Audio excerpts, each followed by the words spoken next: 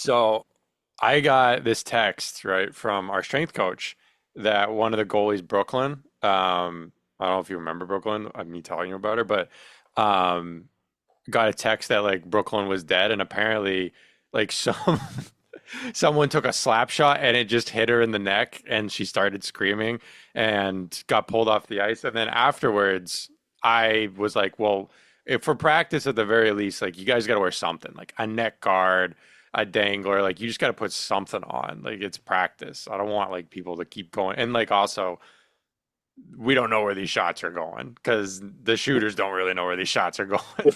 And we had a team that was notorious for headhunting in practice. Yeah. So she didn't actually die, right? No, she didn't. No, she didn't die. She did transfer back to U Sports in Canada, but she did not die. No, she was fine afterwards. She just had like a big bruise on her neck. Yeah. Yeah, I. I took one when I was one of my brief stints in the spill. I took one in the throat. Like the guy was like 10 feet away. So like I just went into block and he just drilled me in the throat. And I thought I was gonna have to get a tracheotomy on that one. Like I couldn't breathe for a minute. I threw my helmet off and everything. And it was like a week before I could actually talk. Oh my God, It I. was I didn't want to die in the spill. That was like any place, but not there. Anywhere else. I was never worried about like the puck. Because like in my head, I was like, I'll just catch it. Like, what's the problem? But I was more worried about like skates coming up and getting me. Like obviously there's like the one video of Malarchuk, but besides that, I don't know if it's ever really happened. I'm sure if you go on like Live Leak, there'll be some video from the Russian league of a goalie getting his throat cut. But like it that was what was more scary to me, especially with kids like just crashing the net and just like skates going everywhere. Yeah. I think do you remember a couple of years ago that kid in I think it was the OHL got the artery, the big artery that runs on the inside of your thigh got cut and he Oh out on the no. yeah. So that was and that's one, right? Like you see Yeah. like, once a game somebody kind of comes in skate first to the goalie and it didn't look dangerous. It just got him in the wrong way. So they actually like I should buy my daughter some, but like they have goalie under pants that Yep. have Kevlar all the way up through the thigh and then back around the Achilles. And they've got the wrist guards, and now the cut proof neck guards are mandatory. Yeah. So Doesn't Oshi's company make something like that that's like distributing yeah, to the NHL? War Road makes. I think theirs is like a whole shirt thing, so it's one piece. Emma wears like Bauer's got a pretty good like clavicle collar, and then it's got like a Mm. short padded neck guard, and then underneath it's got the Kevlar one. There was used to be one that Bauer, I think it was that Bauer made, where it had like this little putty stuff that was like really hard when you hit it, but it was soft to touch. And I wore that. It was really uncomfortable, but it had some protection on the inner thigh. It had a little bit on the clavicle, and then like under the armpits, I think was Yeah, another spot that it had it. It was very uncomfortable, but it did definitely like added extra padding. You know, yeah, like that was one of the biggest things moving up levels was like things you don't think about, like getting like a double cup. And it took one slap shot my first year at in high school hockey. A yeah, senior, we had a kid on our team named Kurt who ended up playing Division I football as a linebacker, and he was a senior on the team. He had a wooden stick. He was like 6'5", and his jersey came about halfway down his arm, and the rest we just couldn't get one that was long enough for him. yeah, And he took a slap shot in tryouts, and it hit me, and I remember just seeing stars in my vision, yeah. and like it would like I just like went into shock. It hurt so bad, and then just being dragged off to the side of the ice, and then the coach being like, "You need to get a new cup." And it was like it broke the one that I had from Bantams. Yeah. Yeah, I broke one too, and that was I was when I was a peewee, so a U12. I played up on travel bantams, and like one of the first practices, the coach just drilled me, cracked my cup, like laid on the ice probably for 20 minutes, and then went straight off to get a new cup. And then like from that day on, I was like super. I actually one of the worst ones I ever got though. I got hit in the back of the balls. Oh, how did that happen? Like it was practice. It was like a 2-on-0 thing. So like pass went across and I slid over for like a one timer and the guy like fanned on it. So like play should have been done. So I was like kind of facing the corner, facing him, and he passed it back across and the guy took the shot and missed again. Came my legs from behind, drilled me in the balls. I that was a bad one. I had blood in my semen for years after that.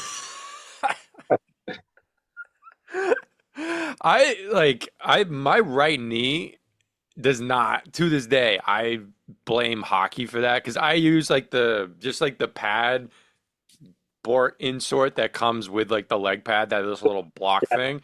I Board. used that for probably 3 or 4 seasons longer than I should have been, and took so many pucks off the knee. But I just like couldn't find a knee guard. Like I was like hadn't grown into like a big enough size where the ones that fit me just like weren't any better. It Yeah, was like a thin little, was basically a brace. You're not even wearing knee protection. And when I was finally big enough to have like a really bulky Vaughn knee guard that was pretty much the size of my pants that I had. That was finally able to use that one. But like I took so many pucks off the knee that like to this day, my knee on one side, like I can't bring my heel all the way to my butt. I can get it like probably 2 feet away, but that's about it. My knee just like doesn't move. It doesn't hurt. It just like doesn't move past a certain point. just like some sort of blockage or um, what's the word I'm looking for? Like, what do you break up in your hips? Impingement. Impingement. Yeah. Yeah. Oh, my hips are awful. I had that injury I think it was my junior year where I was in a split and obviously like I'm big enough where my feet are either side of the post. Mhm. And some kid like I think it was my own defenseman actually, he just ate shit coming back into the play to try to clear a puck out and he slipped and he went skate first into my hip and my whole hip went numb immediately and I was like, "Uh-oh." And I got up and I couldn't like feel it, but like I could put weight on it. And there was like 2 minutes left in the game. So I was like, I'm just gonna stand here. We'll be Yeah. fine. And then after the game, I went to talk to the trainer about it. And the coach was out there with us. And I was like telling the trainer, like, yeah, I can't really feel it. It's kind of tingly. It kind of feels like it's asleep. And my coach was like, well, you know, if you get it looked at and the doctor, says you can't play, we do have playoffs coming up, Yeah. and I can't tell you not to do it, but it would definitely put our team in a position. And so I didn't get it looked at until this past summer, 10 years later, and I do have a huge tear in my labrum that I've just had for 10 years. Yeah. Just learn to live with it. Yeah. I mean, I don't know any goalie who has good hips or knees that played for any amount of My, time. my knees are actually better than they've ever been. Really? Yeah. Are you doing something for him? No, I did for a while when I got back into working out. I just did a lot of like tried to go like maximum depth in squats and stuff, and just pushed Oh, it okay. a lot of like for stretching, like the it's probably not the proper name now, but the third world squat. Like, do you know that one? Yeah, yeah, yeah. They call it ass to grass now. Yeah, that's the grass. Yeah, so just doing that a lot, and like the knees feel great. The hips don't bother me, but they just don't rotate anymore. So got got something in there I've got to break up, but the butterfly is just not very wide.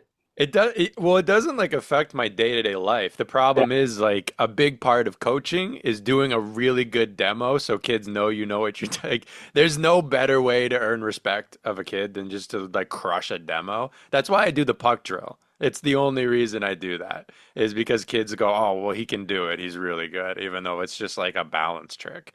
well, But so there, I um think there's more levels to that because they watch, they see it, and then they're like, "I'll be able to do this," and then they cry, like, "Oh crap!" it actually is like a decent test of like if they balance in their stance properly. Yeah, But, you know, even like professionals, like I came up with it because when I was over in Finland at the camp, Yuka just came up and told me like 5 minutes before a session that I was running a drill for the pro level stuff. And to like this was like day two, and on day one, I hadn't like really shot a puck with a player's stick in years. And so I remember Nicholas Backstrom, the Finnish goalie, not the Swedish guy. He Yeah. was at the camp. He was like the big name of the guy. I think Rask was supposed to show up, but he never did. But Backstrom showed up for one day, and I for some reason got put as like one of the shooters on the drill. There was like actual like KHL guys. Ellie Tolvanen, I don't know who he's with right now. I think he was with like Seattle last I looked. He was there. Like there was legit shooters, and I somehow got put as one of the shooters on this drill and shot just an absolute muffin into this guy. I was just so nervous about actually getting it on goal and just didn't turn my hands over and looked like a moron shooting. And so after that, I was like, well, the good news is like I'm just gonna not be asked to do anything ever Yeah. again for the rest of the camp, and I don't have to worry about that. But he asked me to do a drill, and I was like, I need something, and so I came up with that. And like the pro guys, like most of them got it after like two or three tries, right? Yeah. Like, but with the kids, it's my only worry is that they're gonna like pull their groin doing it or get a concussion. Yeah. We've had some nasty spills doing. That's my only worry is like I start to do it and then like sticks go flying and kids hit the ground and I look over and I'm like, oh, hopefully they're all right. So even doing like my skating now is probably better than it ever was when I was playing. But Hmm. when we used to run the UMaine camp, like it wasn't even a goalie drill, but we used to do a lot of edge work between the lines, and one of them was like you're on one foot at the blue line, and you need to jump backwards at the red line to that same foot, and then jump back Oh, on okay, yeah. stay on one foot, so it's forward backwards. And like obviously, if you don't spin the right way or you catch an edge, you just eat it. And Whitehead used to always make me demo that drill at the friggin' summer camps, and I fell so hard on my keys one day. The worst. But now, like I do that stuff. Like it's funny with John, uh, because a lot of what we did, like this year, his hand, he had an injury, so we Hmm. did we just skating. But like the first couple weeks is like a lot of balance and edge stuff, and Hmm. it's stuff we did at Maine, and we do some of those drills. And the first time doing it, like nobody's good at it the first time doing it, Right. and he would get so pissed. So we'd come back the second day, I'd have a new batch of drills, and we'd do it. We'd be like, hey, can we do this one again? And like, he just want to do it until he got better. So like, the kids don't believe me. Like, they try to avoid that stuff. And Yeah. it's like, you can do this. If you can control your edges and your body weight like this, the goaltending skating is a breeze. It's so yeah, and it's so much easier. I think like I mean, I was definitely this way. Like you grow up and you think like there's like some secret drill that really good goalies do. Yeah. And if anything, their drills just get more boring the higher you get up. They get way, way, way just like so basic. Like, even at college level, obviously you have like some development still to do, but you start to get goalies who like really know their game or like have some base understanding. And a Mhm. lot of the times like they can tell you what they need. And I've that's what I found was especially with like the older kids, like it's more just like facilitating their practice and being like someone for them talk to and talk Mhm. through things Yeah. versus like with younger kids, like obviously you're trying to teach them actual skills and help them figure things out. Yeah. I was actually talking to some of my younger goalies a few weeks ago, and like the difference as those kids get older, it was goalies and coaches, is like the to get to the next level, like those high level college guys and pro guys, like you fall in love with the details. So like you fall in love with Mm, what you do, and you want to perfect every small detail of it. mm, And that's when you start to realize like there's no magic trick, there's no magic drill. Like doing a harder drill mm. often takes away from the things that you need to do. So even for John, like he's struggled for a few years, kind of bouncing around. Like he got screwed in Calgary, uh, Yeah. and then it's hard to just get back up. And he had some injuries, but he last year he's back in Orlando, so it's part of the Tampa Bay. That's the Solar Bears. Yeah, Solar Bears. I think it's Tampa, Norfolk. and Orlando. Either way, he was up with their AHL team for a bit, and he said it was the best thing for him because the coach there, like, just he was like, "Hey, like you do everything well. Like Hmm. we just need to get back to basics." He was like, "You Yeah. have like a Ferrari engine, but like we gotta get the details going because he's a massive human. He's 6'5". He skates well enough. He can track. So it was Yeah. all for him when he was there. It was all get your head moving first, get into position. Don't overcomplicate the skating. Like Yeah. not every push needs to be your hardest push, right? You Yeah. just need to get there on time and balanced and set when the puck gets there. So you fall into these patches in your development and your gameplay where like you get too focused on a part of the game that helps the outcome but doesn't dictate the outcome. Yeah. And when you start to do that, you start to lose some of the outcome that you want. So like for him, it was trying to do the skating that the smaller guys are doing, right? Trying to be light on the feet, move as much as they do. And really where we got to get him to, like when he was playing his best, he's just like you never notice his skating because he's always kind of in the Mm. flow at small steps and he's in the way because his head's leading the way, he's getting set and he's just there. Yeah. I mean, he doesn't have to do any big like skating Exactly. movements, Yeah. like so versus like, probably if you watch like a Dustin Wolf, like you would go like, oh, this kid's an unreal skater. He does all these like stuff, but like he has to. Yeah. It's just because of his size and how he plays the game. But like you said, John can just kind of, it's sort of like same with Vasi too. Like he doesn't do a ton of like crazy stuff. He'll do some like, kind of spider moves, but that's not really like skating. Like it's his skating is pretty simple. Yeah. And it has to be at that level. Like it just moves too fast. You can't do complicated stuff. You don't have time to do complicated stuff. I think you'll see him in the next couple of years. He quiet his game down even more because Yeah. he's still like super explosive and super hard, like in his stops, like a lot of the stuff. Like sometimes he's out, like he gets out, like we've watched him in games, like he gets out like super far. So like for Hmm. his size, he skates a lot because he's a great skater. He's super explosive.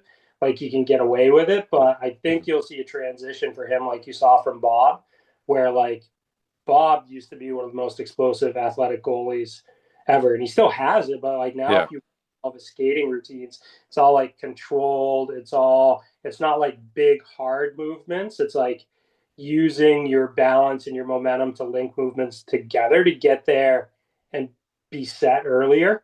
Yeah. And yeah, I think you'll see Vazzy do that. I think you'll see. I mean, a lot of guys should follow that as you get older. That kind of transition.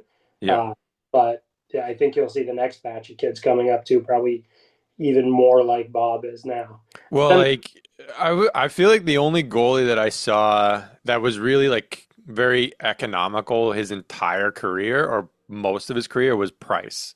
And he was just like the ultimate goalie camp goalie yeah, of just straight out of any goalie camp you've ever seen and just doing everything super simple and even him, I feel like his was like the opposite of like doing more as he got older. And obviously he had like a lot of injury issues and that sort of thing. But like just number one, it's not sustainable to play crazy goaltending your entire life. But I feel like Bob was always very like innovative in the goalie space. I feel like he's one of the first people I've seen, and I've been trying to get goalies to do this like the last few years of going into your post like it's an RVH, but keeping your hands free. so it's funny that we call that innovative because that's just like the way you were always supposed to play. So it just came back. But yeah, like the active glove, like for me, and I see it all the time. Like obviously, when a play is poster behind, right, your elbow is going to be in. You shouldn't be hanging parts over. Yeah. But like on those plays, like above the goal line, to have your elbow pinched in, I never understood the purpose. And Marty was like the first guy for me at Maine that was like everything was an RVH. Like when they got beyond the dot, like outside of the dot, or even under the dot, he was RVH, and he shouldn't have been. But it was Yep. he was a Columbus draft pick, so I think it was Ian Clark there, so it was probably with Bob, but he was just in it all the time, and he would like do the swoop out and get into it like just a slow way, and he'd pinch his arm. So like I tried so many things where I was like, Marty, like that's fine. You can do it, but like you got to be able to move your hand because everybody knows they're going to shoot at your skate or your hip, and you can't Yeah. do it. Well, Like, it's the same thing now with the panda. People yeah, just do pandas for it annoy this season has been hard to watch for me. It just annoys me to no end that people like it when I was growing up, it was the butterfly. Just people would drop into the butterfly for no reason whatsoever, just yeah, like reactionary, right? And then it became the RV, like then VH sort of became a thing, and people started overdoing it, like it always happens. And then RVH started coming in, and now with the Panda, like Boya gave up a goal for Maine against BU. Even they won the game, but he gave up a goal where he ended up just dropping, and there was still probably 6 inches of space between him and the net that he just couldn't cover. And then the BC guy just threw a backhand, and it went in. And boy, I realized like the moment it went in that he screwed up. You could see him just like, oh God. But like I see it all the time. Goalies just doing the panda, and it doesn't make any Caulfield, for example. I don't know the goalie I think it was Decord that he scored it on, where he actually set the record for like Montreal, like overtime game winning goals or something. But he's mhm. coming down the right side, and Decord's playing it, and he's got a D man who's on Caulfield, pushing him, keeping him to the outside. Caulfield's got nobody with him. It's just the one on one. And Decord goes into the panda, and then Caulfield starts to go behind the net, and Decord has to scramble to get across. And then Caulfield just goes right back and stuffs it in on him behind him while he's, facing up ice for no reason whatsoever. It's funny too when you talk to like pro goalies and like some of the new stuff you throw at them. Like with John, we talked about the panda was one thing. So like the panda, the J hook are like kind of new things. Mm-hmm. So I'm like, John, like we're gonna go over and we're gonna like practice it just because it's a tool that you may want to use. And like it's the summer, so we're trying some things.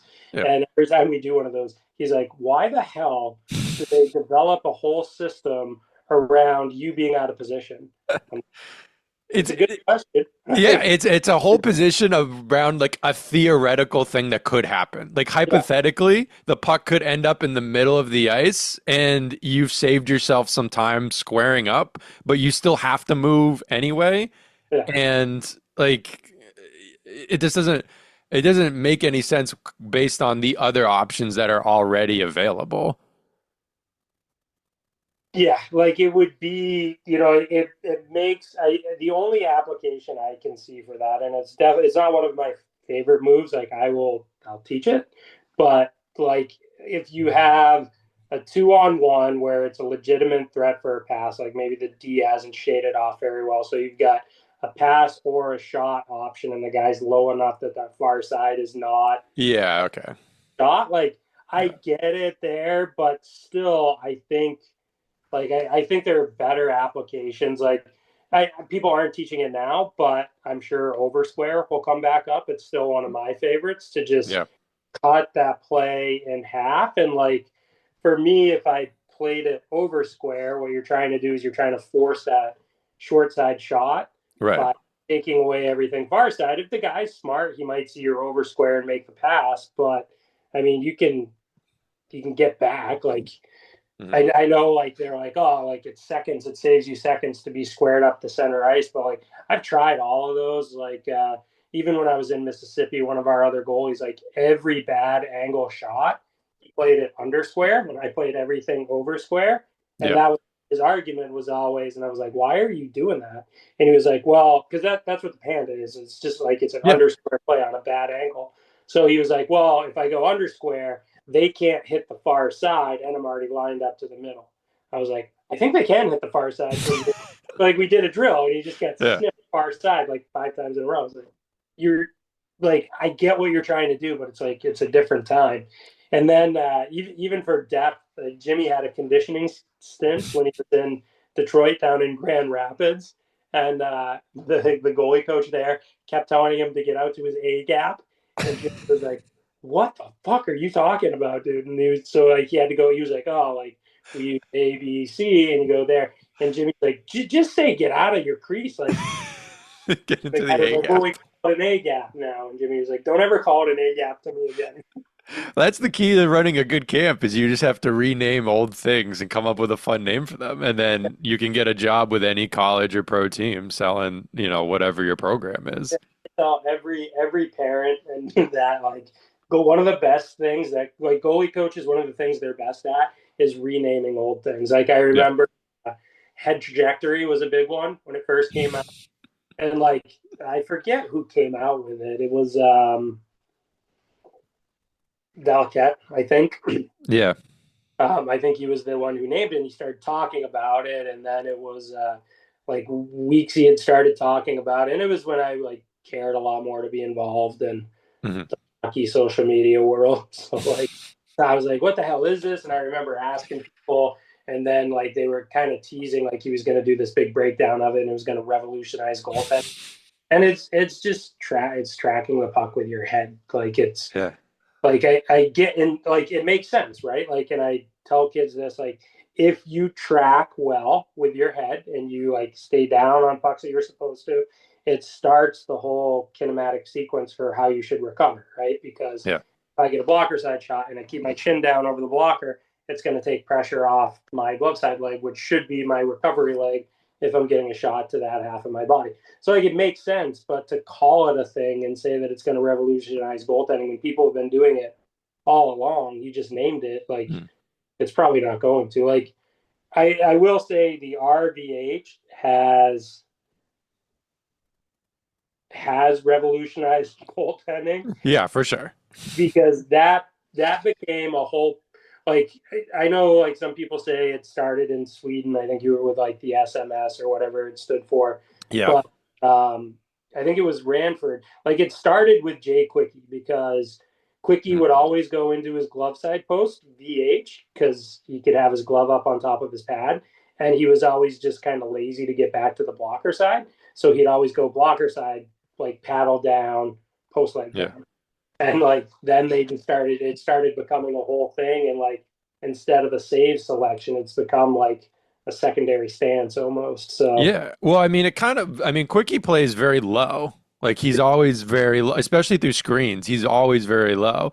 And because he has like that crazy attack angle with his skates and just can be like in such a wide stance and still be super explosive, I think he's got like some crazy like sharpening that he does. That's just like I feel like someone told me what it was one time and I tried it and then I could literally not shuffle across my crease. it might But be the off like so the outside edge is higher than the inside edge. yeah. I know we're doing that for a while but yeah I tried that once couldn't skate I either. couldn't, yeah, I couldn't move. But he had that like crazy, and it kind of just became like you said, like this thing of like you just move into a normal butterfly into your post, like everybody would, and then just like rotating out off of that, and then it just kind of became like this position he ended up in a lot, and then people gave it a name. I remember it a bit as the SMS when I was over in Sweden, but. The thing with over when I was over there was every single kid wanted to be Lundqvist, and that was not his forte. That was not something that was really in his repertoire. And the bigger issue I had with them was like playing on their goal line, basically. Kids were super, super deep. And Hank runs a camp over there. I forget what it's called, but it's an enormous camp, as you can imagine. And a lot of their stuff came out of that. And I had a big issue with just incredible, like they were so passive. They were so passive. There was a game, I Yeah, think it was a World Junior Bronze Medal game between US and Sweden a few years ago.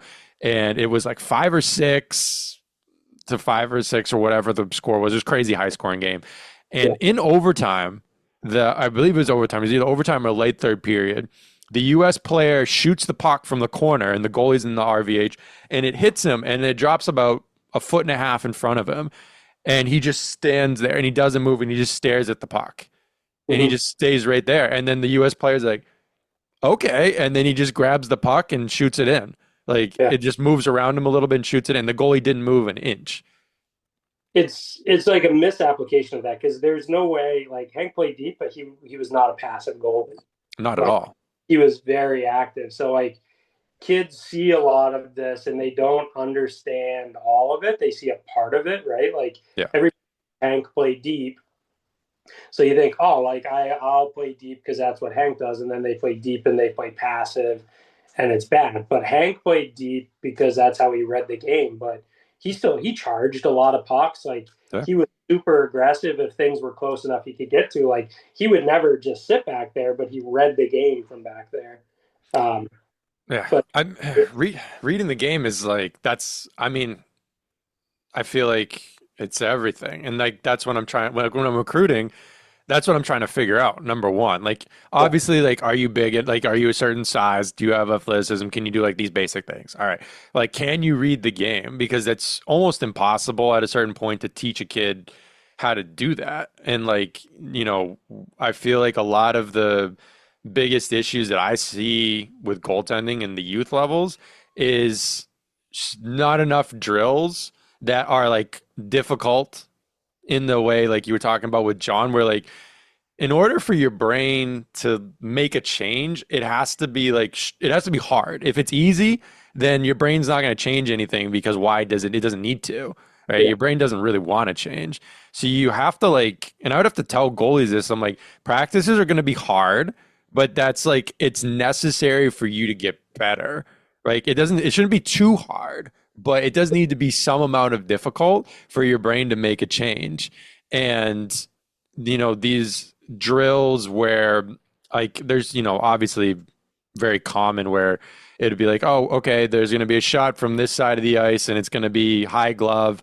You're going to push to the other side from the dot, another shot, and it's going to be high blocker. We're going to go back and forth. Like I think those are really good for like young kids who are still like learning those things and like learning the technique, or for like an elite goalie if you're trying to warm up or that sort of thing.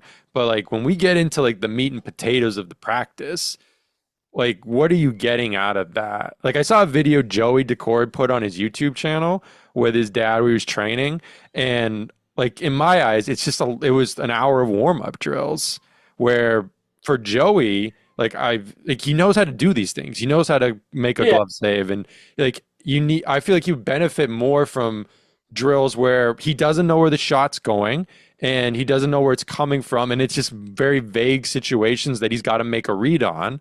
I, And I'd say for someone like Joey though, it's different because right, like Steve Thompson started that at USA Hockey, and it's something I started. It's a difference between like a box repetition and more of a game like situation where you need yeah, to read.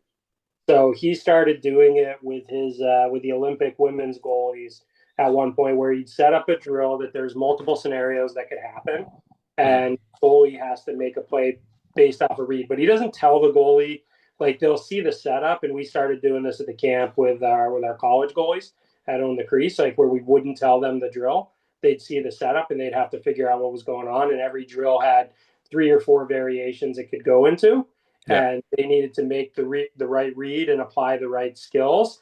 And I don't know if you remember, but what we did to make it more boxed is if you get scored on, or if our player scored a goal, they had to do the same exact thing, and they had to keep doing it yeah. until the goal stopped it. I So did it's a that. drill. Yeah. So it's a I did drill. that at Maine.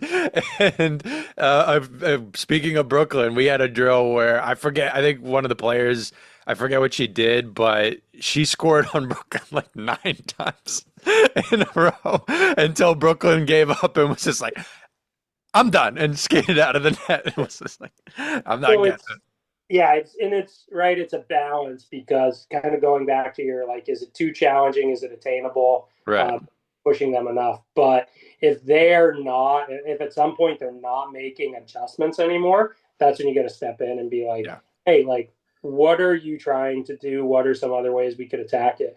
But going back to the Decord thing, like, I have a lot of times with like my pro goalies or my college goalies where the whole practice is just for them to feel good, right? Because Yeah.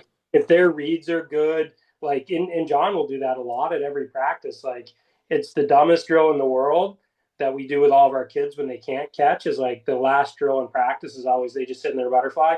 I shoot every puck from the bag at them and they catch it and they put it in the bag. Like, it's what we do with kids who can't catch. John has a great glove hand, and like every practice he's like, hey, can you just like shoot 50 pucks at my glove? Like, Yeah.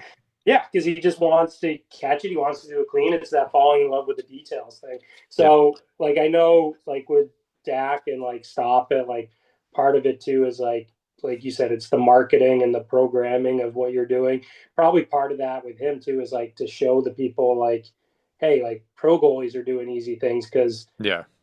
every parent who thinks their kid should be a pro, or kids who think that they're not good, that they're not at the level they should be because they don't have the right coaching, are always seeking like those harder drills, like, oh, it needs to be more complicated, or I can't do this drill, Yeah. or I can't because I'm way better than all those kids. It's like, well, you just master the basics. Yeah.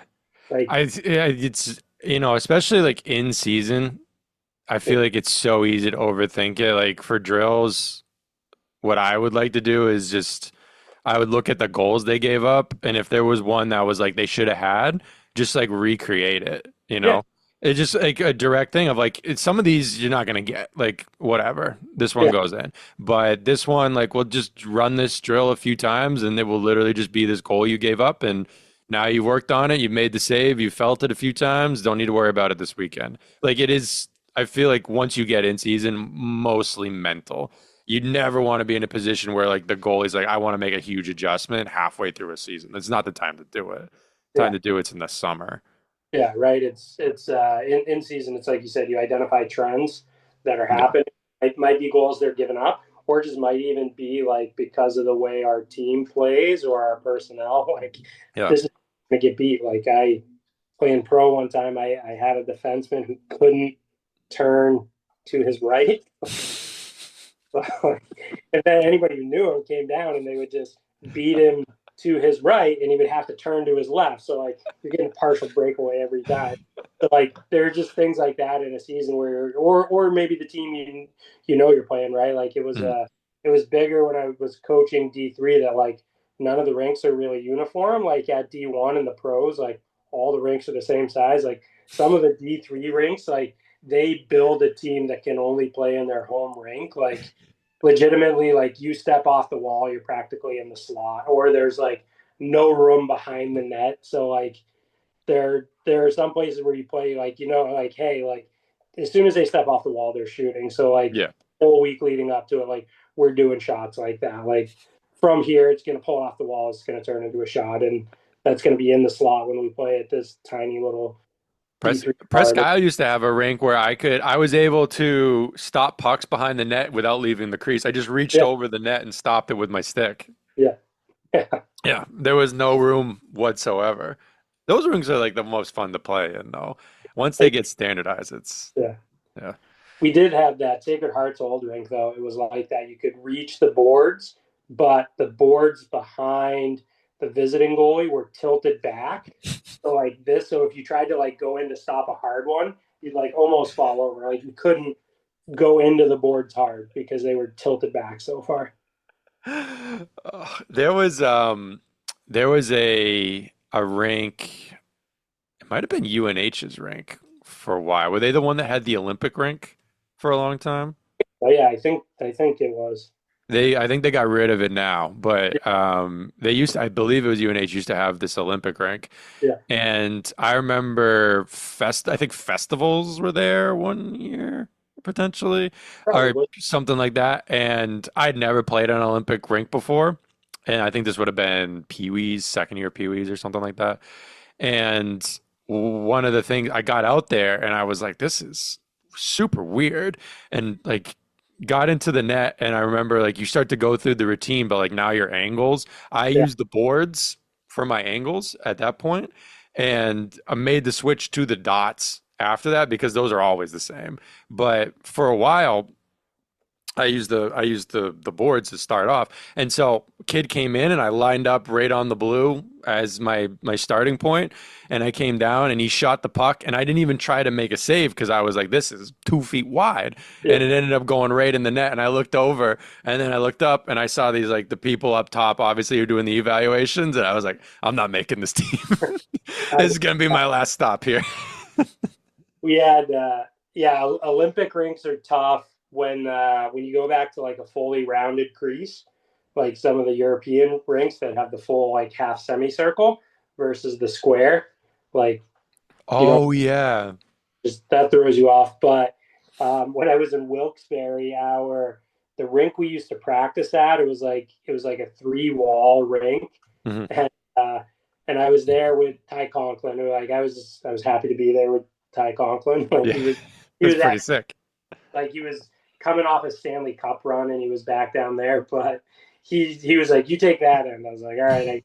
What I didn't realize at the time is like one of the creases was like it was like angled. I was like, I don't think I stopped the shot like the first 20 minutes of practice. Like I was just getting snipped all around. I was like, what the hell is happening? And then like I kind of, butt back on the bar. I'm like, wait, like I'm Mm. facing like to the bench. Like this. So I was like, I guess we're playing deep and we're gonna touch the net on everything and see what we can stop. Well, yeah, I had a goalie that I got sent some video on that I was supposed to like be recruiting, and after every single shot, they had this like it had to have been 4 or 5 second routine where they would make a save and then they would punch their glove in and then they would go up with it, bell over back, and then they would reset. And they did that after every single shot. And I was like, this is not gonna work. And we had this other goalie that I came across. I ended up going down some like rabbit holes of some like very niche leagues over in like Hungary and stuff like that, and Sure. watching like you essentially have like the live barn of like you trying to like evaluate from the other side of the rink, and I couldn't really make out how this happened, but there was like a scrum in front of the net. And then the net, like the play broke off into the corner, and I was like looking at the goalie, and I couldn't see the goalie in the crease. And I don't know how they ended up over there, but they just followed the puck into the corner and were tied up with a player in the corner and had them like pinned to the boards. And I had to watch it back like 3 or 4 times. And I was like, you know what? I honestly kind of want to meet them. We, I had a kid at Bowdoin. He came into Bowdoin at 17, so he was like super young, like super athletic, but like stubborn, hard-headed, like didn't really want to learn how to play, like just was good because he battled so hard and he was athletic, but like we would do skating, like if we were doing drills at both ends, like I'd take a goalie in the middle, we'd do the skating, and he'd like try to avoid eye contact with me. I can't remember his name. It started with a Z, but there was multiple times during the season where he'd have somebody screening him and he would step in front of the screen and make a save. It was crazy. The first time I saw it on video, I was like, Z, like, what are you doing? But he was also like super sensitive that if you told him doing anything wrong, you just have like a breakdown. So like you couldn't mention it until it was a goal, and then you were like, hey, like we should probably make these changes. But all the time, like when screens would get right, because he wasn't very big, screens would get right on top of him, he would jump in front, and the person screening would just be like, what the hell? What am I supposed to do here? Front in the screen. Yeah. It's a And he thing to would do. make saves, but like, if you're coaching against him, you're like, hey, just make one more pass. Like get some traffic and make a pass, because he's gonna oddly enough step in front of the screen, and we've never seen that before. I had a goalie that I played summer hockey with, and we ended up sitting next to each other in the locker room. And before the game, he had like his headphones in, and I could kind of hear the music, and it kind of sounded a little bit like some chants that he was listening to. And I just thought he was listening to like affirmations or something. Yeah. And as we're getting ready to go out for this game, he asked me right before we go on the ice. He goes, "Hey, how high did I get?" And back in the locker room, and I was like, "What do you mean? Like, I didn't see you. Like, did you pop a gummy or something?" Like, and he goes, "No, like off the bench." And I was like, "What?" He's like, "No, like when I was doing my pregame meditation, how high did I get off the bench?" And I was like, "How high?" And he goes, "Yeah, like if I can get at least a couple inches, I get a shutout every time." And he goes, "But if I don't, then I don't always play well." And I was like, "Oh, well, yeah, at least a couple inches for sure." Yeah, Kid, minimum. kid went out and made a 45 safe shutout. And I was like, unbelievable. And so I was like, part of me, like the next game, he ended up getting the third game too, with 4 games that just alternated. And the third game, he's like, how high to get? In my head, I was like, do I tell him he just didn't get off? and just like tank our chances in the summer league, but just see if to run the experiment. It's it's great. Like it's all about mindset though. Like It's so much about mindset. if you just have a belief that you can stop, and that's why like people can play so differently. Like Robin Lehner, right? Like Yeah. he was not a great skater. He was not super fast. He took up a lot of net, but like Yeah. prime, like he could stop pucks until he was in a shootout situation, and then he couldn't stop anything. Yeah. And it was like all it was like a mindset shift for him. Like Yeah. knew what to do. He knows how he's supposed to play it, but it got in his head that he couldn't stop shootouts. So like he was never going to stop a shootout. I feel like the ultimate like sign of belief that convinced me that belief was 90% of it was Tim Thomas. Because just like watching him, I was like, there's no technique. He's winging it out there. He's just having fun, winging it. But the man believes he's gonna succeed. He believes. we And like when I was at Bentley, we used to know some girls who worked like in the marketing department. So like after the game started, they'd like call us up and they'd be like, "Hey, like we got a box or we got a bunch of seats here. Like come watch the game." So we'd come in a bunch of times, like second period, and like watch games. And the first year Thomas was there, he's coming from Jokerit, so we had the like the clown colors. It's like blue, yellow, and red. Like was all of his gear like with Boston, so he just looked like a mess. And I remember the first game we watched him, there were like multiple long shots without screens where he just like whiffed on it, and I was like, "Ooh, the fuck is this guy? Like, how did he get here?" And then going back and watching him in practice sometimes, and he'd watch the jumbotron, like when they were doing power play and penalty kill.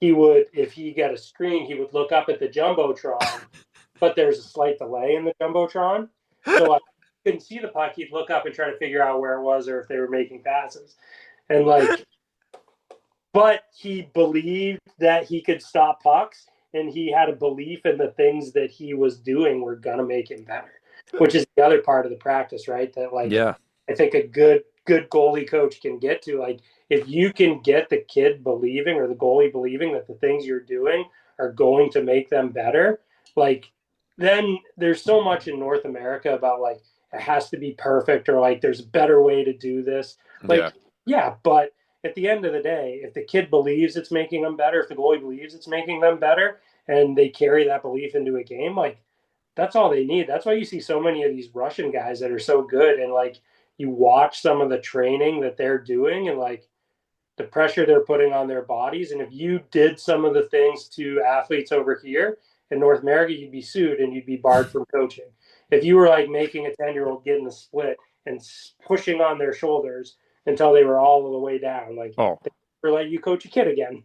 that's old school like ballerina training over there. Yeah. Or like even just like, the athleticism and like the goaltending stuff they're doing, like every expert over here in North America will be like, oh, like that's not good. You should do it this way. Like all the keyboard warriors, right? Like that play is never gonna happen in a game. Like, yeah, no shit, it's practice. Yeah, it would practice.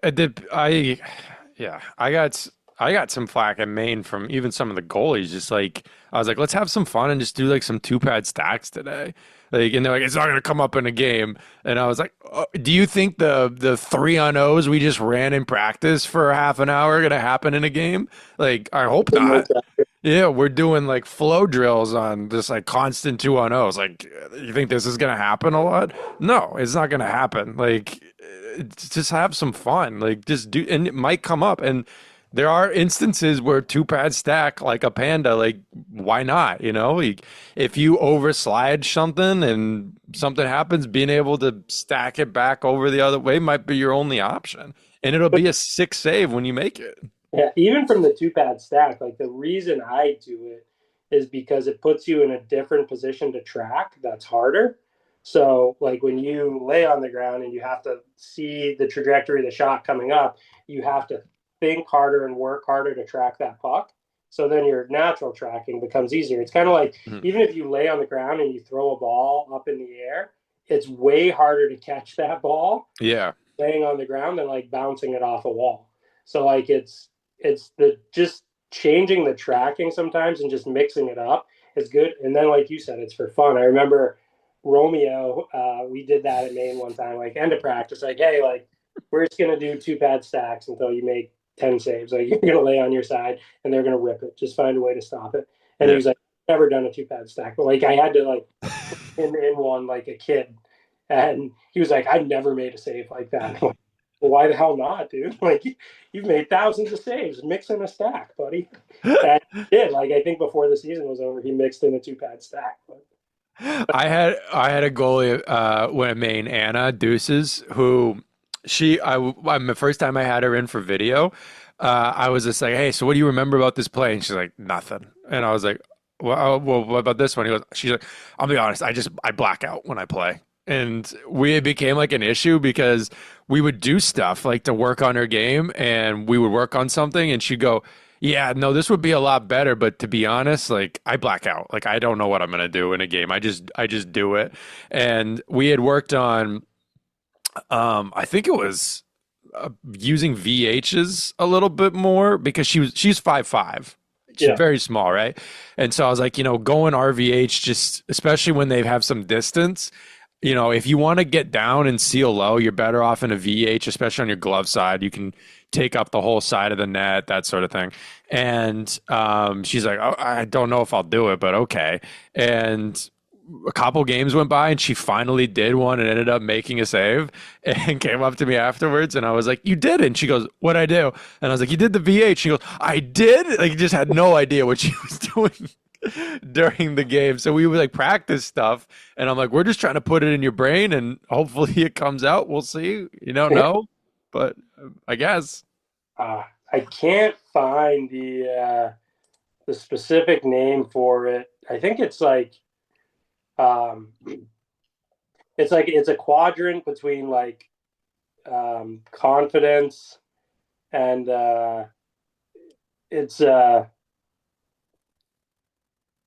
to think of how it goes. It's like confidence and something else, but it's basically it's a four square grid where like you can perform in certain sectors, and one of them is like not not knowing you can do it but being able to perform there, and then it like shifts into like knowing that you can do it and performing there, which is like one of the hardest places to be. But she Yeah. wasn't in that one yet. Like she could perform at that level, but she didn't know how to do it.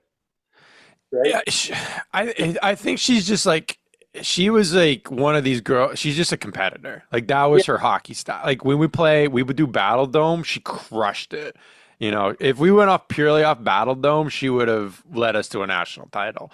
She was just like an unbelievable all compete goalie, and like she had some good fundamentals. Like she was a very strong skater. She was incredibly the most explosive of all the goalies I had there. Yeah. But like the only reason she was at Maine and not Minnesota was because she was 5'5". If she was 5'8", she would have been in Minnesota. We upset BC and she made like 48 saves and we won 2-1. Like she had some unbelievable games, but sometimes some pucks would sneak in and like largely just not really any fault of her own. Just, the team in front of her wasn't able to clear or left her high and dry. And, you Mhm. know, like for whatever reason, like when you're trying to win a coach over as a goalie, like it's not always like how many saves you make sometimes. It's like when you make the save, Yeah. right? Of if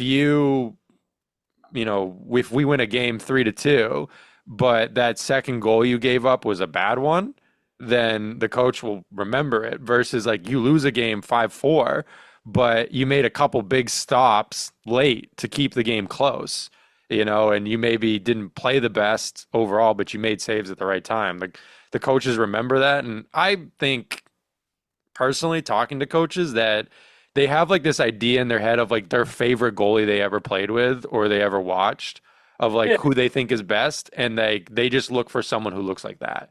And if you don't play like that, even if you're good, they're not necessarily interested. Yeah, they for sure. It's like all coaches have a bias that they want to fit things into.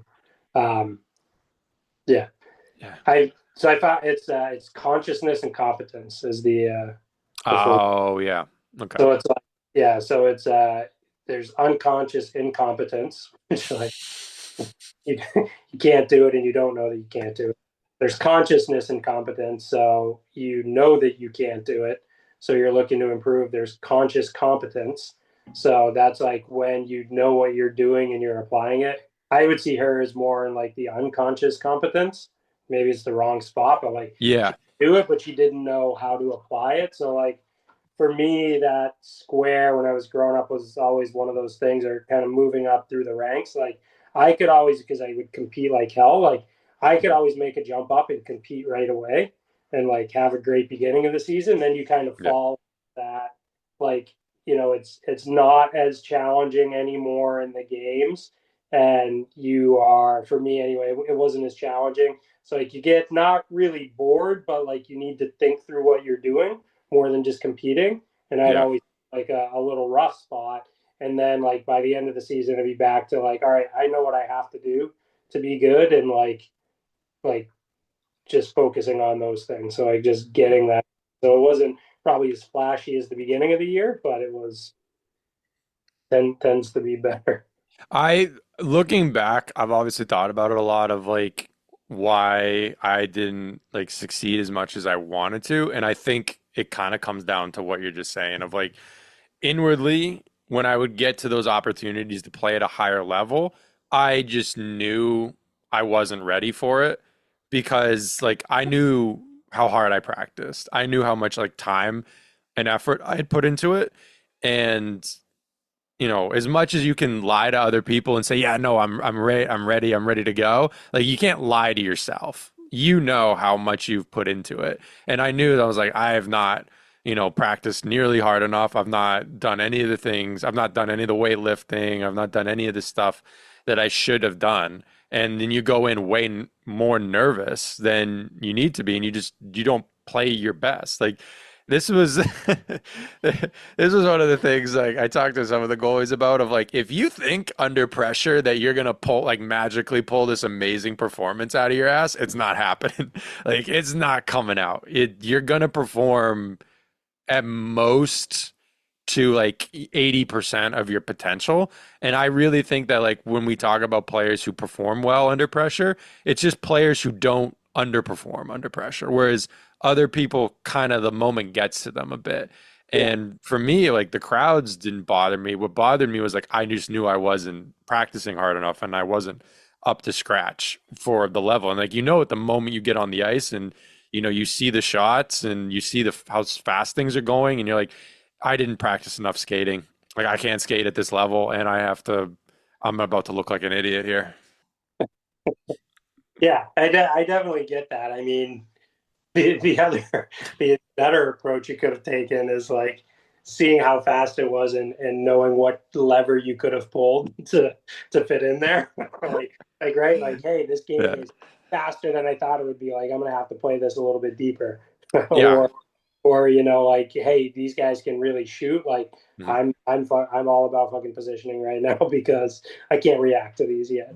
Yeah, and in retrospect, that's what I would have done, and I Yeah, just like I let it get to me, and it's you hard. know, It's well, hard. like yeah, the thing was like obviously you can only react to so many shots anyway, Yep. right? And playing like a blocking style, I feel like I went into it thinking like I need to do something amazing, right? Of the person that's picking festivals is the coach of a different team, and I see both of his goalies are here. And so in my head, I'm like, I gotta beat out the bias that this guy has Mhm. of his two favorite goalies. And so I'm like, I need to do something really cool. And the right thing to do would have obviously just play your game, right? And just not worry about who else is there and just go out there and play well. But I didn't do that. And I honestly like this was the thing that got me to go see you was I was there and every other goalie had been going to see a goalie coach for multiple years.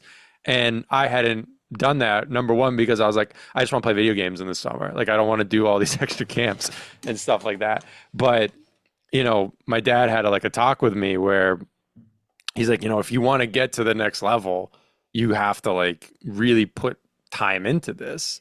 Yeah. And so that's when I started going to see you was after that festivals that just I I I remember they did a drill. I don't know why they did this drill, but it was literally you're on your goal line and there was two shooters right at the top of the crease and they passed the puck back and forth and then they could shoot at any time.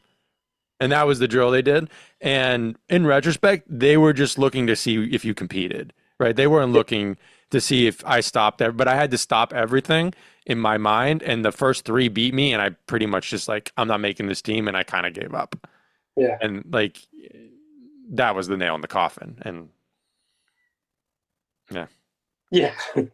I, there's a lot to unpack there. I think one is like you said, is like knowing your identity. Like the goalies we talked about, like Lehner and even the kid who used to cut in front of the screens, like they were so confident in their identity that they made it work for them, right? Like it may only get you to a certain level, but I think it can maximize, like you said, kind of what you bring to the table. Yeah. So, if most people perform at 80% of their capacity, like, this guy was probably closer to 90, like Mm. most of the time. Like he didn't have a great skill set, but he had a great belief in what he did.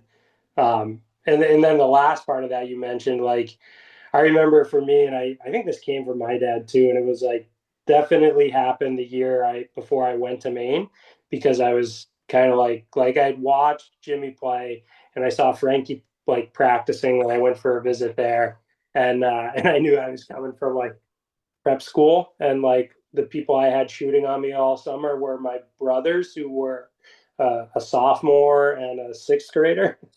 So like I was wearing like the white bags over my head, and like I do a lot of stuff where it's like I'm like, hey, like as soon as you see my head turn, like you shoot the puck, because they just couldn't shoot fast enough to challenge me. So I had to do things where like I wasn't looking until the shot was coming. But I also, like, that summer we kind of like we drilled it into our heads that like, hey, everybody gets 24 hours in one day, Yeah. and we want to be at this level competing with them.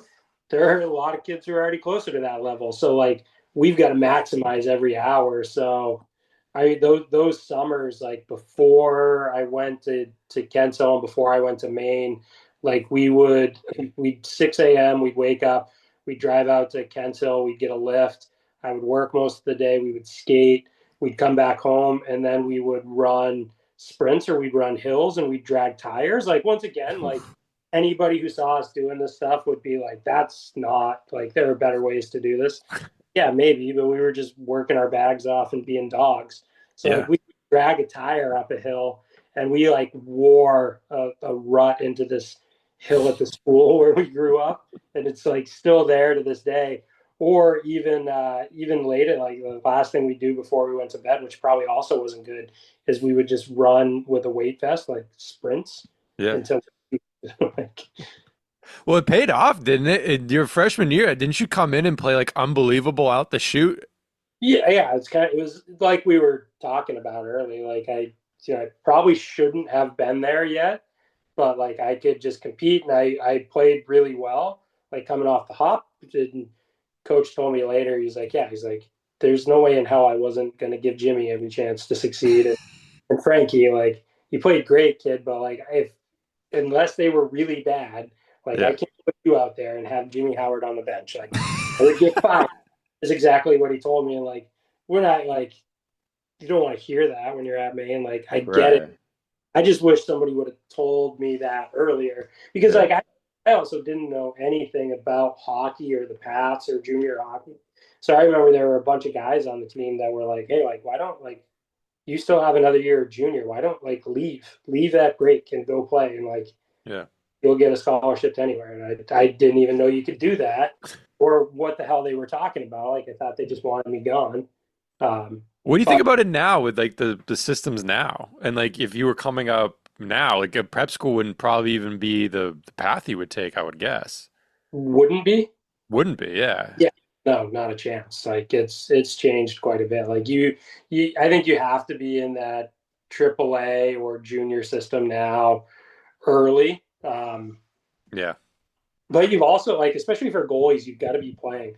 Like I have so many Mm. goalies that like high school is not a challenge for them. So they're like, oh, I'm going to go to this prep school and we've got 3 seniors, but I'll play in 2 years or something. And like, they never play. They sit on the bench the whole time until their senior year and they split games. It's like, you don't have a chance now because that coach is always going to see you as a backup. And every year he's going to bring in a new stud who is playing games someplace else. Like you might be a better goalie, but Yeah. in that mind, like you're the backup. Like you need to be someplace where you can play games and be successful, and you need to keep moving up the ladder. And you need to be successful at every one of those levels. Like, maybe you don't need to win a championship because that's a lot Yeah. dependent on your team, but like you at least need to be a piece of your team where other teams have to game plan for you, right? Like Yeah. we need to find a way to beat this kid because he could steal a game at any time. Like I also have a lot of kids that like, they go the path, they go to juniors, they're not very good, and they're like, oh, like I'm gonna go to college. It's like Probably not. you're probably not. Like you weren't good at the last level. Why would anybody Yeah. think you're good at the next level? The other thing about it now too is like the skill level on everybody is so high, it's super hard to differentiate. I Like, was just about to say that. Like I remember watching so many goalies. I'm like, they pretty much all blend together at a certain point. yeah, for me when I was recruiting, like I needed to see, I wanted to see a lot of the kid, and I wanted to know as much as I could about them, like in other rinks, right? Like hey, like yeah, this guy also won a state championship in lacrosse. He scored the most goals. So like Mhm. if I see a trend that they were competing and successful in everything they did, and I saw that they could do that in hockey at a very high level, it's a pretty good indication of who they are. But it's super easy for coaches to see that goalie school goalie where everything looks perfect, but Yeah. as soon as something goes wrong or they need to come out of their little routine, they fall apart. Yeah, there was for me there was like a lot of debate on like how to assess like statistically, but also, because like you have like this massive kids to pick from, right? So you're like, I don't have time to watch all of these kids. How do I like figure out who to watch? Yeah. And for me, the two biggest stats that I looked for off of your point of like just playing is I would almost rather see if like some kids that played 3 years in the USHL, for example, Mhm. and they were like, it was like save percentage was like 889 one year, 905 the next year, Yeah. 901 the next year, and then they get a college option versus another goalie who maybe played like the NAHL for a year and was like 925 and then played the NHL again the next year and was 925 and then USHL the next year and was 930, right? And you go, well, he had one good USHL year. I'm like, yeah, but he also had two good NA years, and when he made the jump, he continued to be good. Like it's showing that he can jump up levels. Like if you look at Sway's stats, like every single jump he made, he continued to be great. When he was jumping from AAA to junior hockey to Maine, like he continued to be good and continued to make adjustments, which shows me that you can adjust your game to the next level. And Yeah. then, you know, I was just I don't care about your goals against average. To me, that's not even a goalie stat. But like this goals above expected that's starting to come in. It's a little bit better, but it's not perfect. Yeah. But to me, like stats like that matter way more than like a save percentage too. It just doesn't tell you a lot because some of these goalies had like I remember in especially some of these women's leagues, like they'd have like 960 save percentages. like the lowest save percentage in the league was like 910. And Yeah. so you're like, okay, so we have to do some adjustments here. There was one girl I remember, she was playing in Minnesota. I think she had like 8 shutouts in 10 games. And then I did the math and she was averaging about 9 shots a game. But the stats looked sick. So Like, like it's a lot of different things you gotta obviously look at, but I really love that play at a low level, move to a medium level, move to a high level, and then make the jump to college at some point. And I guess now with, the Canadian system, that opens up even more opportunities to play like in the BCHL or, play in the AJHL or whatever and move your way up. Yeah. So that was one of the first things I'd always do too, is like pull up a kit, like look at all their stats from before, like not because I cared what they were, but like to your point too, I always wanted to see if they were like in the top of the leagues, like whatever league they were playing in too. Like Yeah. have a couple of other goalies. All right, like is 880 the top save percentage in that league? Probably nobody's playing defense, but like yeah, they were there, and then they had a save percentage that was the top of like the NA and then the USHL, and like they've consistently done it.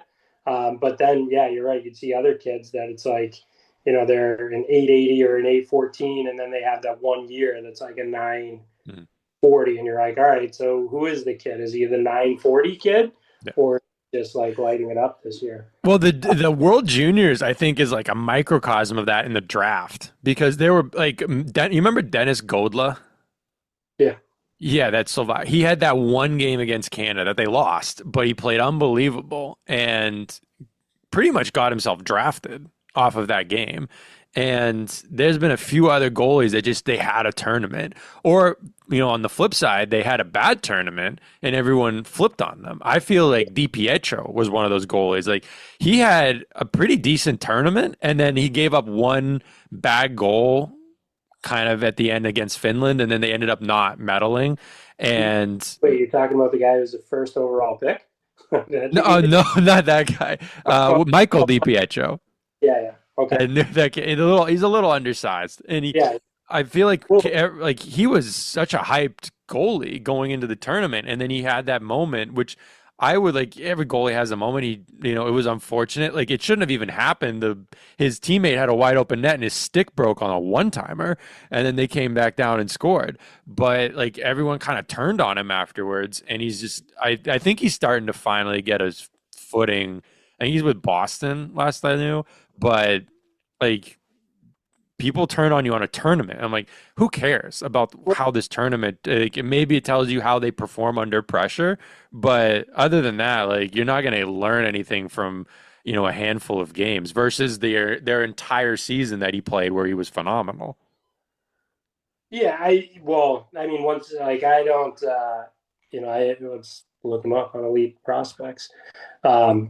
But part of that is like you said, he was undersized. So if you're undersized, they're always looking for a reason that you're not going to be successful, right?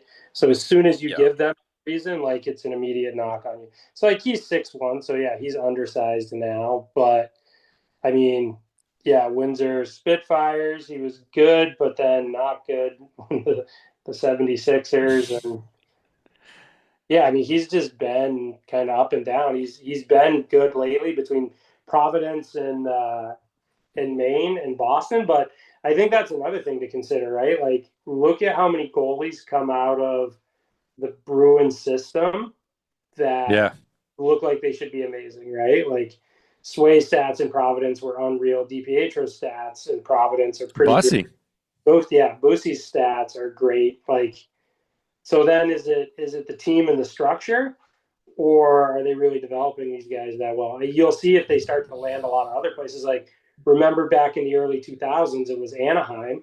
Like whoever was coming Yeah. up and was a stud. Like you had Jaguar and then Gerber and then Hiller. Uh, I And don't know. was Enroth there? Enroth was no, he was because he was in Portland. He was Buffalo. I don't Oh, think okay. he came up through Anaheim. But yeah, I mean, there were a ton of guys at that time. Like everybody was coming up through that system. Like, Yeah. Well, I mean, like also with these leagues too, that it just people think about AHL as like slightly less good NHL and ECHL is the same, but like my understanding is like the play is so different, and like even adjust like trying to like learn how to read an NHL game from the AHL is almost impossible. Like it's just not it, the same game. it's easier Yeah. because it's like you know where the breakdowns are going to happen, and they stay for the most part isolated. The Hmm. difference is like even when guys aren't like they're not in the best position, they can still beat you with their skill, right? Yeah. But like in the ECHL, like there might be a breakdown, and it often doesn't stay isolated to that area because people are going to try to like overcompensate for it, and then you have like 4 or 5 breakdowns. So you start like Yeah. chasing the play versus every level you go up, it becomes a little more consistent to be able to see what's happening and make the right application. So I've had like a lot of guys that go from like the AHL to the ECHL, and it's way harder to play, or the NHL, and then you go down to the AHL, and you're like, Jesus Christ, like this bush league, but I you was obviously be very skilled to play at any of those levels. But Well, I was gonna ask, like, what do you think it is? Like, there were goalies like Askarov recently. The Who's the Swedish kid with the Wild? uh, Um, not Gus, right? Not no, the uh, young kid, Casper Wallsteed. That guy. Wallstead. Yeah. Both like they were phenomenal in the AHL, like really good numbers. They like a class of goalies who were really good in the AHL, and then they've been somewhat successful in the NHL, but they've not been the same goalie. Yeah, And do you have any thoughts on like what that issue is in the transition? I think it's the skill set, right? So there were even when I was growing up, there were a lot of like Portland Pirate greats that never could make that transition to the NHL, Mm, but they were always great in the AHL. So it could be like you talked about, like part of it could be like the lights just too bright up there. Like they know it's supposed to be harder and they just can't deal with it. I think some of it for these other guys, like I think it is the skill set that they bring.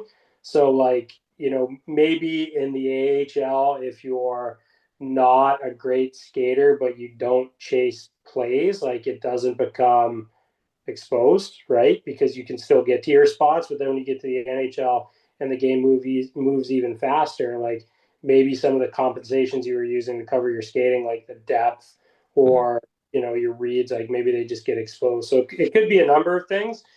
mm. Probably the biggest thing is though it's probably mental. Yeah. Like we were talking about, like the systems that are putting out good goalies, like Florida is another one right now. Like Oh yeah. look at how many backups from Florida are starters on other teams. Yeah. Absolutely. Like Stolars. yeah, Knight's a stud again in Chicago, Mm, and part like I talked to John about this too because he was because I want to know too like what those guys are talking about, what they think is working. So like he was pretty close with Stolars. And you talk to him a lot about like why was Florida such a great place to play that it could like going through their ranks could develop you. And he's like, well, he was like, the biggest thing is like they really respect you and they tell you exactly what the game plan is and they don't change it. So they're like, there's no mind game. mm, So like you come in behind Bob and they tell you like you're gonna play 25 games, like you're gonna get 25 games. That's all you're yeah. gonna get. So like there's no expectation that like, hey, if I come and play out of my mind, like I'm gonna steal this job from Bob. No. Like they're gonna get their 25 games. You're gonna do as good as you can, and like Yeah. they're gonna raise you up through that. And I think that's a good model because it takes away those mental games or like the guessing for people about like Yeah. do like they make it pretty clear like this is his team like unless he's hurt or like Yeah. he's like really really bad like he's gonna play and even if he is bad he's probably gonna play in the playoffs because it's Bob Yeah. and We're, like we're paying him $11 million. He's going to be playing. he's just gotta be we gotta be good enough to get him there Yeah. but And I like, yeah, I proposed that at Maine a couple times of like, just tell the girls like ahead of time for the month, like, hey, you're playing this game, you're playing that game. Like, yeah it's just like tell the, hey, there's 30 whatever games in the season. Starter's going to play 20 of them. If the team is ranked higher than 10 in the nation, then they're playing that game. So you can immediately cross those off or you're not playing those. And if you're the backup, you'll get some high ranked teams in the teens and you'll play some of these other games, and if you're the third string, you're going to play our exhibition game, and you're going to play our fun little Portland game, and you're going to play, maybe a couple like crappy new hot teams, and you're going to get 2 or 3 games this season, but you're going to play, and yeah that's going to be the situation. But like, I see so many teams like, Maine did it the last couple of years with Osman, where they, they rode Osman, and then he started to fall apart. Boya stepped in, played really well, and then Osman just like didn't get an opportunity after that. And then they get to the playoffs, and Boya's sick or whatever, he's out, and now Osman has to go in, except he's not played in a month and a half. And he's coming in and has to, and like watching the game, like his angles were visibly off on TV, and you could tell like he was rusty, and he's got to step in. And Maine, same thing last year, had a backup goalie who, I think he was a decent enough goalie, but they just never played him. And, this Rousseau kid who's backing up now, they his first game was against like Quinnipiac or something. They threw him in his first game against like a top 10 team in the country. Yeah, I mean, there's right. It's always someone's different philosophy, and sometimes like people think they need to push a guy or like have the threat that they could be losing their job. It's weird the triggers that coaches think that they have the pull, but I think the game and the kids have changed so much that like Yeah. those old ways are they're less likely to work. Like Yeah. I remember for like I don't know if I ever told you the story at Bentley, but like we had a pretty set routine where like I was always going to play Friday night. The beginning of the season, the other goalie was going to play Saturday, unless it was like a game where we felt like we really needed to win both for whatever reason. Then I might get both. And then we got into like we had a couple of situations where we didn't play the same team back to back. We played a weaker team Friday, and like the other goalie would get the Friday game, I'd get the Saturday game, which is fine. And then we went into I didn't have like a great game one time, and then we went in and like the other goalie played Friday, so I was like, all right, I'll get the Saturday game because I think we played a home and away, and I think he played away, so I was like, all right, I'll play the home game.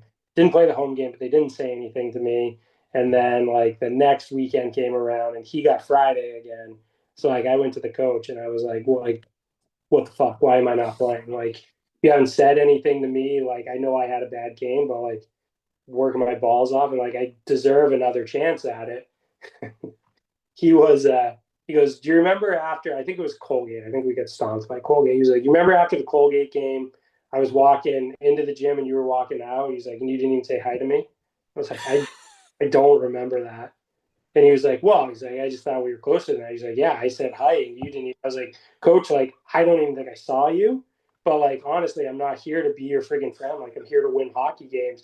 But like, and then I came out and I played like lights out after that. So like in his mind, he was probably thought he challenged me. And maybe it was a little bit because that's my attitude. It was like an FU. But like, sometimes coaches think they need those triggers. Like Red was like that. Like Yeah. he wanted everybody to have FU, and the goalies we were dealing with, I was like, Red, they don't have it. Like I understand you want that, and we can go get that, but like Yeah. our guys got it. So like when we're doing drills, you can't be calling them names in battle drills because then they just come to me and they cry, and it's not making Yeah. them.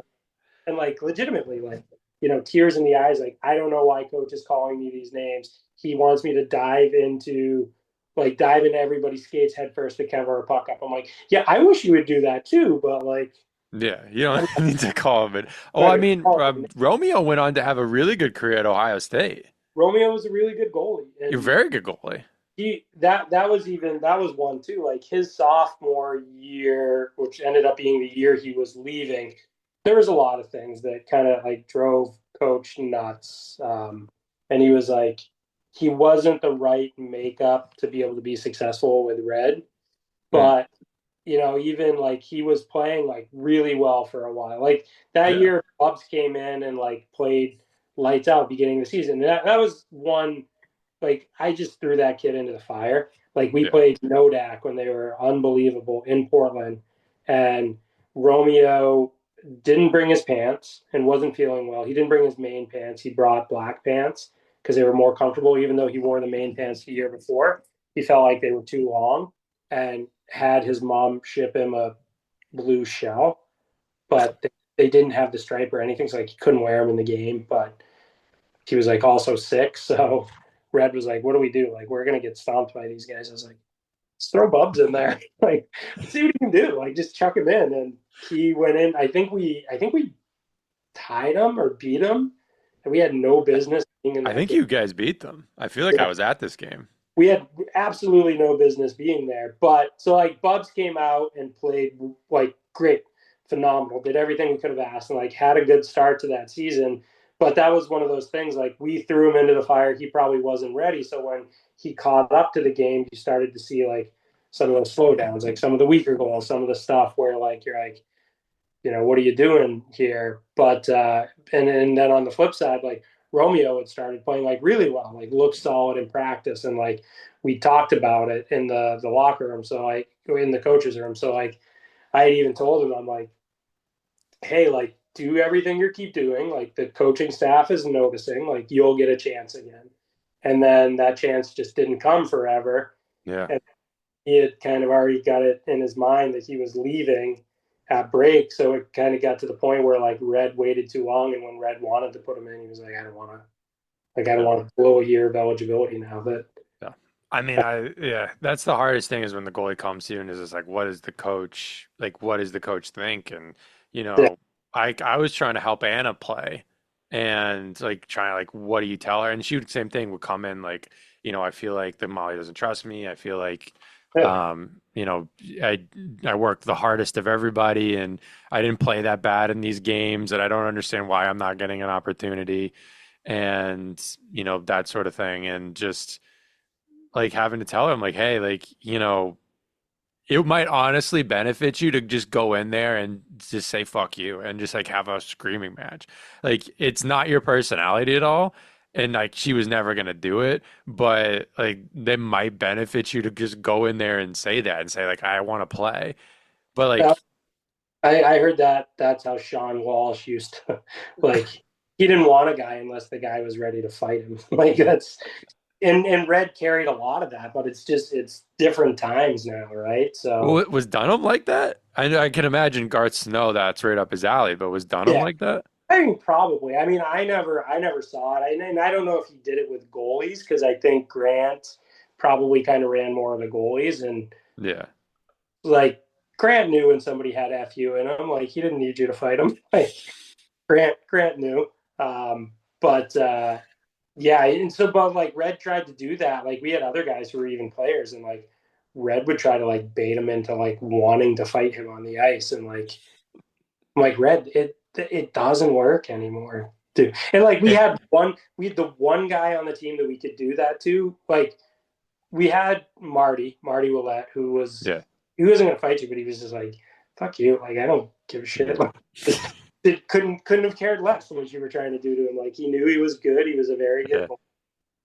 He was gonna do his thing. But Ben Hutton was that guy who like Yeah. would just scrap for everything. Like I loved that kid. I like he was we like Red was they were all on Shoresy, who was a very good player, but he's like, oh, Shoresy is be like an NHL staple forever. I was like, I think Hutton's got it. Like he's Yeah. got he's got the real FU. Like Shoresy was so good, but he was also like um when like you can tell it's not that it's not inauthentic, but like Shoresy he was probably a leader on every team he was on. Yeah. So his temperament was always like so controlled and like everything. Very professional. Yeah, like very Yeah. professional and very like calculated.